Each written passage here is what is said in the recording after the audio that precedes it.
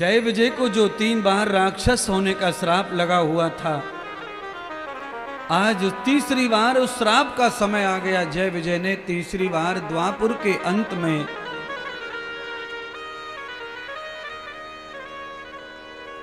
भगवान श्री कृष्ण के परिवार के ही सदस्य के साथ में उनका जन्म हुआ। सूरसेन महाराज की पुत्री के घर उनका जन्म हुआ, वसुदेव जी की बहन के घर जन्म हुआ, कृष्ण की बुआ के घर जन्म हुआ।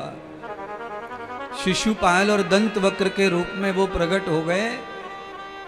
तब भगवान श्री सुखदेव कहते हैं, हे राजा चक्रवर्ती सम्राट, अब तुम भगवान का ध्यान करो। वो पूर्ण ब्रह्म परमात्मा श्री कृष्ण अवतार लेने वाले हैं कथा में।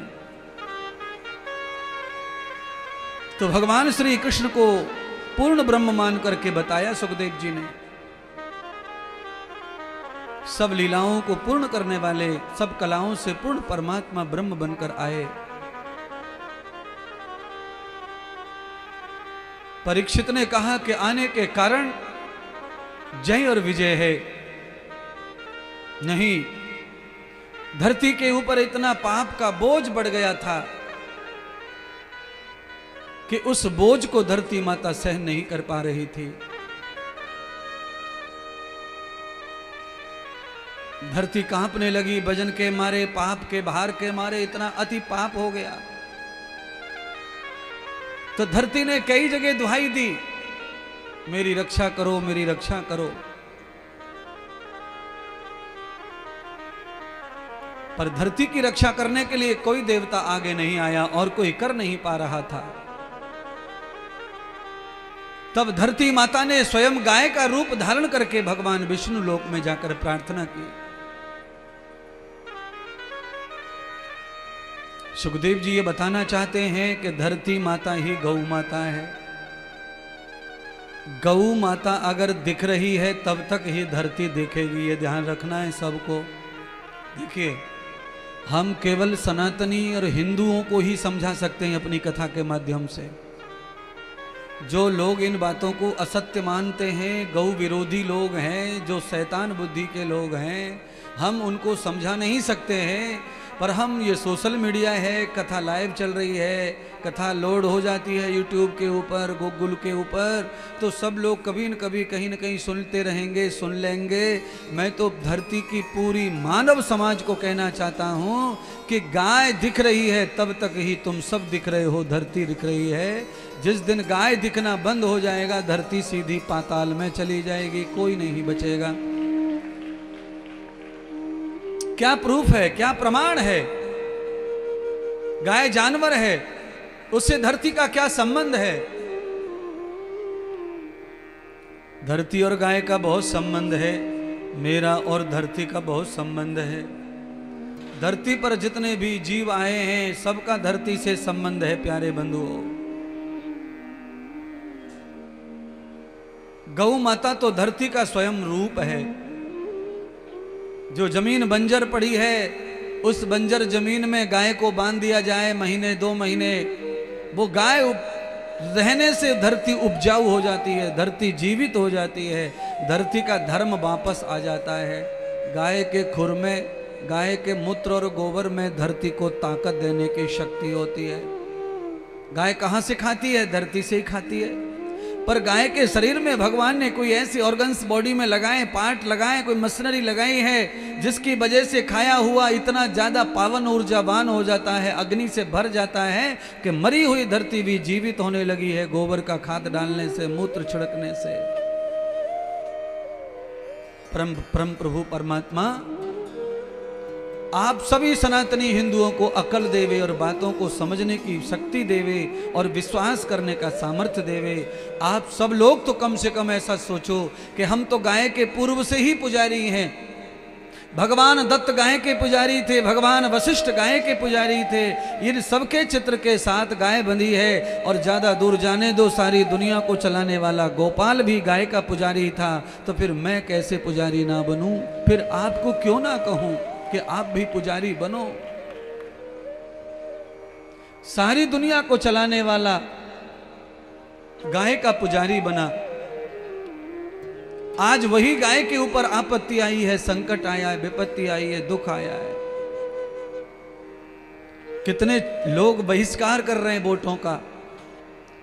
ज्यादा दूर मत जाइए, यहीं पर अभी अभी मथुरा जिले में कई गांवों ने बहिष्कार किया चुनाव हुआ तो। कारण क्या था चुनाव हुआ तो? कारण वही था कि न गेहूं हो रहे हैं, न कोई ज्वारी हो रही है, सब खाए जा रहे गाय माता नंदी। क्यों? हिंदू की श्रद्धा कम होने के कारण ऐसा हो रहा है। बछड़ा पैदा हो जाए, बैल की अब जरूरत नहीं बची है सबको, तो बस छोड़ देते। नुकसान करो अपने भोजन को खाने के लिए। धरती पर धरती का जीव घूमता है, लोगों ने अपना अपना खेत बांध लिया है, तो उनको लगता है नुकसान हो रहा है हमारा, और होता है। पर आइए आप सब मिलकर के गाय की सेवा का संकल्प लें। आज भगवान का जन्मदिन है, कथा में गोपाल जी पधार रहे हैं, गोविंद आ रहे हैं, तो आप सब मन ही मन संकल्प लेकर गौ माता की सेवा के लिए खड़े रहिए। चाहे जो बने सो करते रहना चाहिए, पर गौ धरती पर हमें दिखती रहनी चाहिए। एक रोटी परिवार से रोज गाय को चली जानी चाहिए, चाहे वो गुल्लक में जमा हो, चाहे वो छबड़ी में, चाहे गाय के मुंह में, पर गाय के लिए एक रोटी का दान हर रोज करो। होटल पे एक रोटी 15 रुपए की मिल रही है, तो 21 रुपए निकालो और रोज गुल्लक में डालो गाय के नाम का। होटल की रोटी की कीमत 21 रुपए है, और वो रोटी कोई पवित्र भी नहीं है। माँ के हाथ की रोटी की कीमत तो अनमोल है, पर एक रोटी की कीमत 21 रुपए पकड़कर गुल्लक में डालो। महीने में, 2 महीने में, जब भी मौका मिले, किसी भी गौशाला को जहां लगे वहां दान करके आओ। तुम्हारी वजह से 1000 लाख गाय सेवा में चली जाएंगी, सुरक्षित रहेंगी, धरती पवित्र रहेगी, सुरक्षित रहेगी। क्योंकि एक माता पिता के सभी बच्चे होनहार नहीं होते, ऐसे भगवान के भी सब बच्चे अच्छे नहीं हैं। ऐसा मानकर छोड़ दो, तुम अच्छे हो गाय के प्रति तो तुम ही सेवा करते रहो। ये नहीं सेवा करते, वो नहीं सेवा करते, तो हम क्यों करें? ऐसा अगर सोचेंगे तो धरती पाताल में चली जाएगी, सूर्य छुप जाएगा, चंद्रमा डूब जाएगा, सब सृष्टि बर्बाद हो जाएगी। प्यारे बंधुओं, जो हो जाए सो करते रहो। भगवान नारायण ने गौ माता को अस्वस्थ कर दिया, जाओ धरती का बोझ कम करने के लिए, पाप से धरती को मुक्त करने के लिए।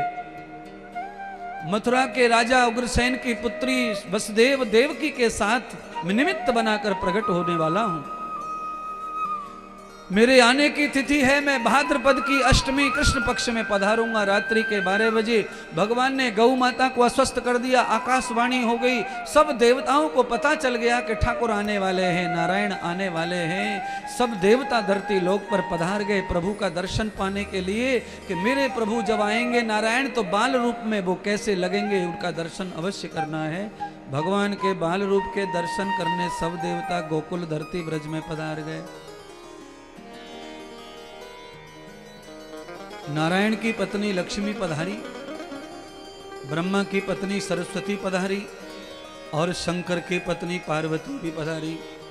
ये तीनों देवियां भी भगवान के धरती पर आने से पूर्व प्रसन्न होकर के धरती पर पधारी, और आकर के ये देख रही है मथुरा की उस कन्या को, देवकी को, जिस देवकी को भगवान ने अपनी माँ चुना है, वो माँ कैसी होगी, वो औरत कैसी होगी। तनक हम भी तो दर्शन कर आवे। आप कल्पना कर लेना, अच्छी पुत्र को जन्म देने वाली लेडीज का दर्शन करने ब्रह्मा विष्णु की पत्नी आती हैं धरती पर, भेष बदल कर, किसी को समझता नहीं है। आप लोगों में से भी आप कोई भी माता एक अच्छी पुत्र, एक अच्छी पुत्री की माँ बनेगी तो देवता पधारेंगे तुम्हारा दर्शन करने के लिए। और ऐसी चिंटू मिंटू को पैदा करते रहो, कोई नहीं आएगा सिवाय नर्स के। 3-4 दिन डॉक्टर आएगा और हर बार आने की फीस लेगा।